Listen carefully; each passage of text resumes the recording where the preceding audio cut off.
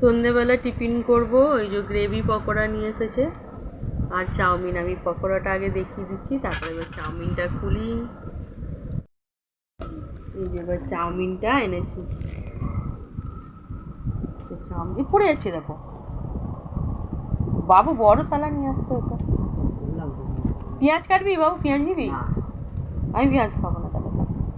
তো চলুন এবার পকোড়াটাকে ভাগ করে আমরা খেয়ে নিই, 3জন মানুষ। এবার আমরা খাবো। তখন ওটা এমনি আর একবার দেখাচ্ছিল এমনি, এবার এখন মানে চিকেন পকোড়া দিয়ে খাবো। চাউমিন খাবো, চাউমিন ভাগ হচ্ছে এখন। তো চলুন চাউমিনটা খেয়ে নিই।